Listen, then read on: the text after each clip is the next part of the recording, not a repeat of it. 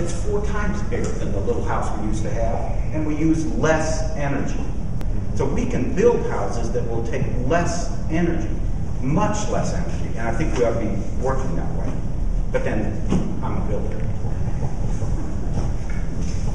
Thanks, sir. That concludes our top 5 questions that were submitted to Alachua County today. The next question goes to Mr. Helly, and it is, got more? Good. With continued growth of the city, do you believe a second fire station will be necessary?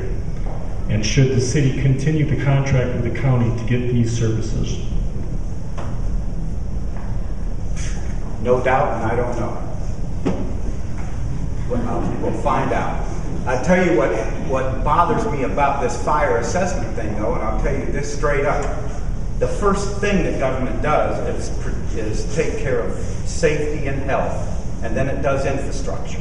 So when the county comes to me and essentially says, we've spent all the money we've already taken from you on other stuff, now we need a special assessment for fire service, I have to be suspicious of that. I don't think that's the way it should work. We should do that first and take care of the other things later. Thanks, sir. Ms. Perkins, you're next. Well, it's definitely something that I would have to research because I cannot speak with authority on it. But I agree with Mr. Haley that, health comes first. And that is definitely something that would have to be looked at and considered. Thank you, ma'am. And Mr. Wilford. I think you'd have to make sure that, I'm sure they got statistical models about how many fire stations you need for a particular area, so I don't have those statistics. But I would say that we may be getting close to that if we keep going. Well, I attended the county commission meeting today where they talked about the fire assessment, and what we need to be concerned about is they passed a 4-to-1 vote today that there will be an ordinance about assessing unincorporated areas, and then the cities that opt into that. But the MSTU, which stands for Municipal Something Taxing Unit, will stay in place. So in essence, we need to look at, we may be taxed twice for fire services. So I think that's something that we need to watch out for. And I think money doesn't drive everything, but when you're being taxed, an assessment, the term assessment does mean tax. I'm sorry. Thanks, sir. I'm going to read the question again, just in case there's confusion. With continued growth of the city, do you believe a second fire station will be necessary? And should the city continue to contract with the county to get these services? Okay, next is Mr. Bukhari. I would leave that question up to the experts to determine whether we need a second fire station by the analysis or however they come up with that conclusion. And as I understand it, I believe at the last workshop, some people from the county said that there was a second fire station possibly in the works. I may be misspeaking there, but I believe that's what I heard at the workshop. If the city does not contract with the county, I guess the city would be having its own fire station. Is that the alternative? And if it is it cost effective? Is it efficient? And if it's not, then we can't do it. We got to do what's best for the citizens. And I'll say it again: we ask the people to tighten their belts. The city has to do the same thing. What's best for the citizens and what's most cost effective and efficient, I believe, is the best way to go. Thank you.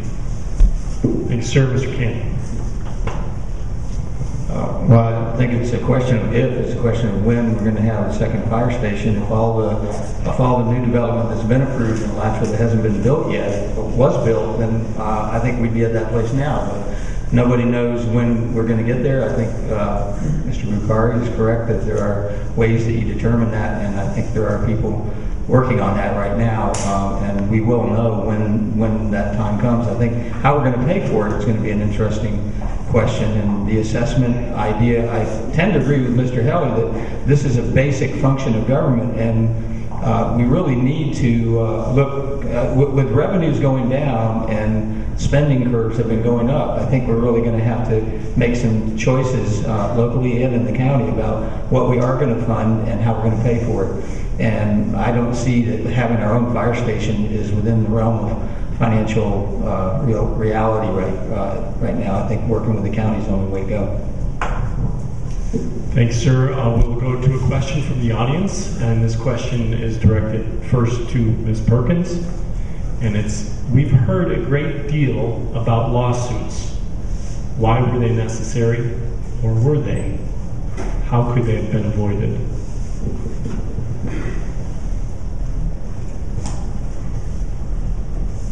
I can't say for sure they could have been avoided. Anyone can sue if they want to sue. If they have the money for an attorney, they can sue, whether they have cause for suit or not. However, being a compliance monitor, I certainly am familiar with avoiding lawsuits in my other job, and as long as we keep ourselves accountable, dot our I's, cross our T's, it discourages others from at least thinking that they have a great chance at winning a lawsuit, which then in fact discourages them from actually filing a lawsuit. Thank you, ma'am. Mr. Wilford.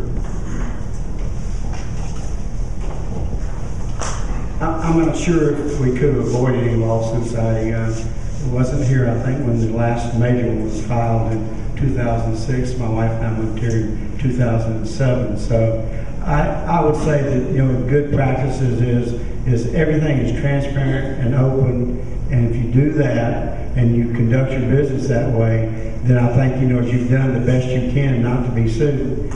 However, if someone chooses to make it an issue that they feel like they've been wrong, we're a democracy, we're a country that believes that people have the right to sue. Tort reform has been mentioned several times, it's never passed. So I would say as long as we're transparent, do the best thing that we can as far as encouraging people, the open records law, conducting things in the sunshine. My organization, we have a place in our board meetings for people to respond also, because we think that's the best thing to do to keep transparent. Thanks, sir. And Mr. Elliott, thanks. Well, given my last answer, I just have to say, I'll just go ahead and defer to Mr. Canny since he's the resident expert.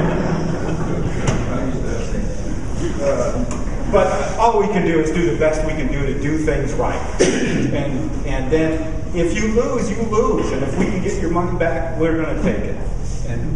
But I don't know. If people are going to sue, they are. Mrs. Perkins, sorry about that. Thank you, sir. And Mr. Canny, next.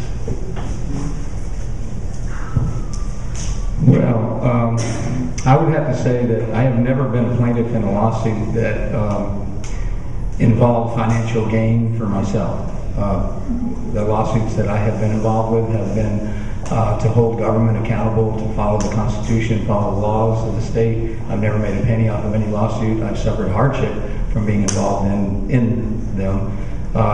There is one right now that's still active. There's several lawsuits that the city's involved in that I'm not involved in. I don't have a hand in all the lawsuits that file against the city of Alachua, believe me, but the ones that I have been involved with have had to do with the lawful functioning of government and holding government accountable to hold elections according to the law, to follow the law when it comes to sunshine and public records, and the dual office holding question.